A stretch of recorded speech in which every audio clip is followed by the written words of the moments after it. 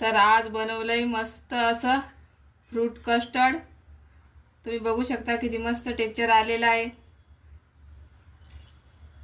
तर कसं बनवलं माझ्या पद्धतीने बघायचंय। चला तर मग सुरू करू रेसिपी। श्री शिवाय नमस्तुभ्य मैत्रिणींनो, मी अंजली कुंभार माझ्या यूट्यूब चॅनलमध्ये तुम्हा सर्वांचं मनापासून खूप खूप स्वागत करते। तर आज बनवणार आहोत मस्त असं उन्हाळा स्पेशल फ्रूट कस्टर्ड। तर त्यासाठी मी इथं 1 लिटर दूध घेतलेलं आहे।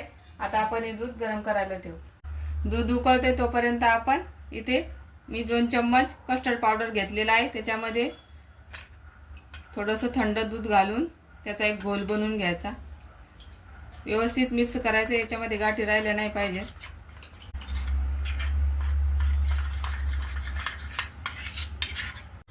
या पद्धतीने याचा गोल बनवून घ्यायचा, गाठी नाही राहिल्या पाहिजेत।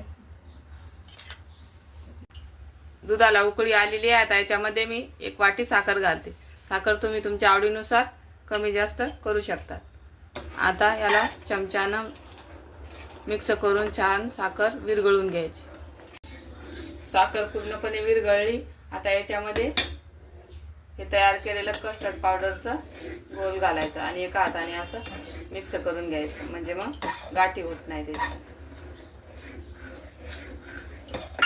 आता गॅसची फ्लेम कमी करायची आणि याला असं सारखं सारखं फिरवत राहायचं। थोड्या वेळाने घट्ट होते।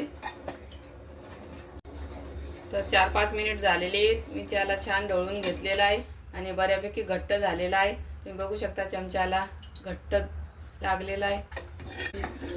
आता आपण गॅस बंद करू आणि याला थोडं थंड करून। तर बघू शकता मस्त टेक्स्चर आलेलं आहे आणि थंड झालेलं आहे। आता व्यवस्थित थंड झालेलं आहे। आता याला 2-3 तास फ्रीज मध्ये ठेवून द्या। 2 तास झालेले आहेत आणि आपलं फ्रूट कस्टर्ड एकदम थंडगार झालेलं आहे। आता मी एका बाउल मध्ये आपल्याला जेवढं फ्रूट कस्टर्ड बनवायचं तेवढं काढून घेते।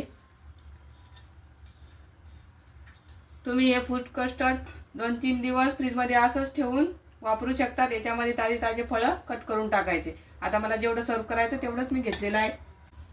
तर याच्यामध्ये तुम्ही तुमच्या आवडीचे फळं घालू शकतात। इथं मी इथे अर्धी वाटी अनार घालते, अर्धी वाटी सेब घालते कट केलेला,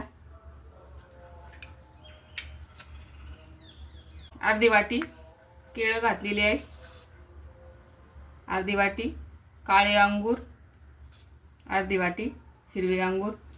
तुम्ही तुमच्या आवडीनुसार फळं याच्यामध्ये टाकू शकता। आता याला व्यवस्थित मिक्स करून घ्यायचं।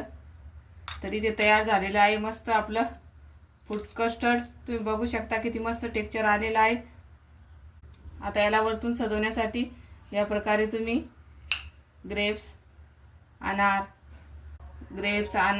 ड्रायफ्रूट तुम्हाला जे आवडेल ते टाकून याला व्यवस्थित सजवून घेऊ शकतात। तर तुम्हाला ही माझी फ्रूट कस्टर्डची रेसिपी कशी वाटली नक्की कमेंटमध्ये सांगा आणि आवडली असल्यास लाईक, शेअर, सबस्क्राईब करा। धन्यवाद।